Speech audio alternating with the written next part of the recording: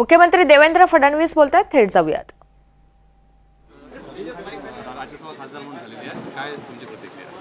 मला अतिशय आनंद आहे की अतिशय नामवंत विधिज्ञ आणि ज्यांनी अनेक केसेस देशाकरता आणि देशाच्या शत्रूविरुद्ध लढवल्या, अतिशय यशस्वीपणे लढवल्या आणि ज्यांच्या प्रयत्नातून अनेक दहशतवादी, आतंकवादी आणि गुन्हेगार यांना शिक्षा मिळाली, असे ॲडव्होकेट उज्ज्वल निकम यांना भारताच्या राष्ट्रपतींनी राज्यसभेवर नमित केलेलं आहे.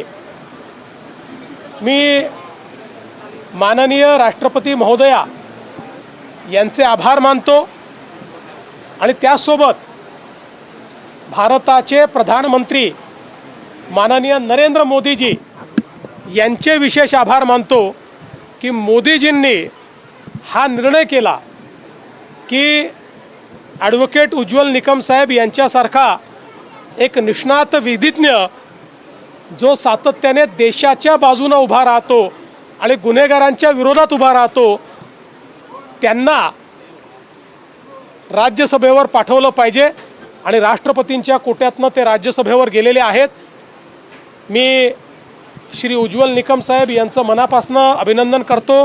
त्यांचेही या ठिकाणी त्यांनी केलेल्या कार्याबद्दल आभार मानतो आणि भविष्यातही देशाच्या संसदेपासून तर देशाच्या न्यायपालिकेपर्यंत राष्ट्रभक्तीच्या भावनेनं ते अशाच प्रकारे देशाच्या आणि समाजाच्या शत्रूंच्या विरुद्ध लढत राहतील, अशा प्रकारची अपेक्षा व्यक्त करतो. भारत के प्रधानमंत्री आदरणीय नरेंद्र मोदी जी और महामहिम राष्ट्रपति श्रीमती द्रौपदी मुर्मू जी, इनका मैं बहुत आभार व्यक्त करता हूं कि उन्होंने उज्ज्वल निकम जी जैसे एक देश के लिए, समाज के लिए लड़ने वाले अधिवक्ता को भारत की राज्यसभा पर नमित किया. हम सब लोग जानते हैं कि देश में आतंकवाद के खिलाफ और समाज विघातक कृत्य करने वाले अपराधियों के खिलाफ सरकार के वकील के रूप में, समाज के वकील के रूप में उज्ज्वल निकम जी ने काम किया और उनके कारण देश और समाज के कई दुश्मनों को सज़ा मिली. ऐसे एक देशभक्त अधिवक्ता को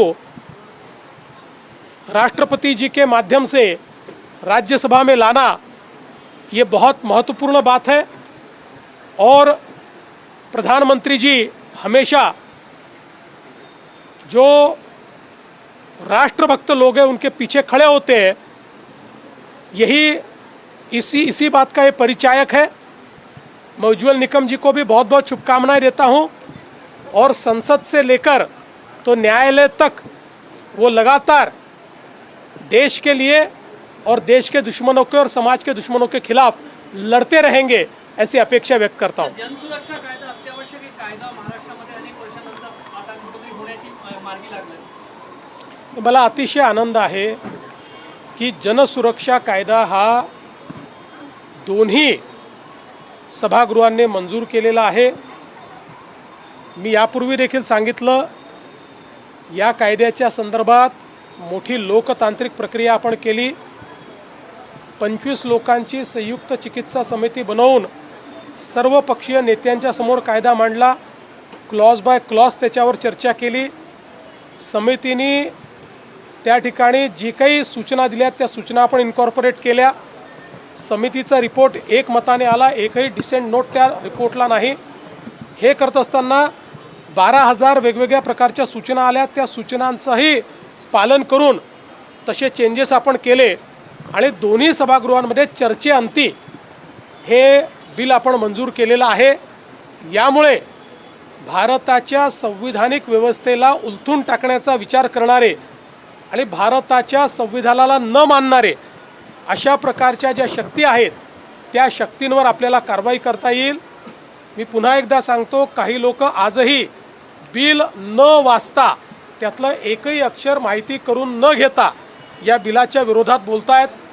त्यांनी जर बिल वाचलं तर ते कधीच या विरोधात बोलणार नाही, कारण या बिलाच्या विरोधात बोलणारे एक प्रकारे या देशातल्या दडवे जे काही कडवी डावे विचारसरणी आहे, लेफ्ट विंग एक्स्ट्रीमिझम आहे, त्याच्याच विचाराला कुठेतरी पुढे नेण्याचा प्रयत्न करतायत, नकळत प्रयत्न करतायत. त्यामुळे त्यांनी हे बिल वाचावं.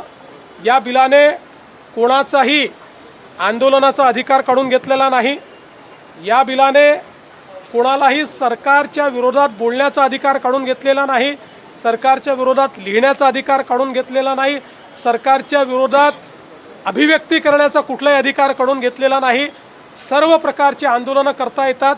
किंबहुना हा एकमेव कायदा असा आहे की ज्या कायद्यामध्ये संघटना बॅन करता येते तरच व्यक्तीवर कारवाई करता येते, त्याशिवाय व्यक्तीवर कारवाईच करता येत नाही.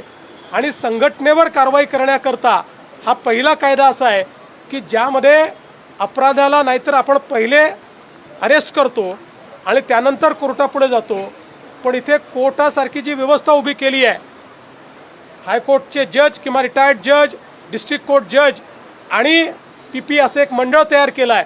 पहिले त्यांच्या पुढे पुरावे घेऊन जावं लागेल आणि त्यांनी पुरावे योग्य असं म्हटलं तर बॅन होईल. आणि अशा प्रकारचा बॅन केल्यानंतरही त्या संघटनेला 30 दिवसामध्ये हायकोर्टात जाण्याची मुभा असणार आहे. अशा प्रकारचा कायदा तयार केलेला आहे. जनहितामध्ये, लोकहितामध्ये आणि संविधान आपलं हे सर्वोपरी असलं पाहिजे याकरता कायदा तयार केलेला आहे. मला असं वाटतं की ज्यांनी कायदा वाचला त्यांनी याचं स्वागतच केलं. एक प्रश्न ऐसा है, सुधार की जरूरत है क्योंकि अंडर ट्रायल कई सालों तक चलता है और उसके बाद उसे निर्दोष बरी हो जाता है. देखिए, माननीय जो CJI साहब हैं, इनकी बात बिल्कुल सही है. हमारे क्रिमिनल जस्टिस सिस्टम में तेज़ी आने की आवश्यकता है और मैं ऐसा मानता हूँ इसी के चलते 100 साल से भी ज़्यादा समय के अंतराल के बाद मोदी जी की सरकार ने और हमारे गृह मंत्री अमित भाई शाह, इन्होंने नए कानून लाए हैं. इन 3 नए कानूनों ने भारतीय न्याय संहिता, भारतीय नागरिक सुरक्षा संहिता और भारतीय साक्ष्य संहिता, इन्होंने क्रिमिनल जस्टिस सिस्टम को पूरे तरीके से बदलने का प्रयास किया है.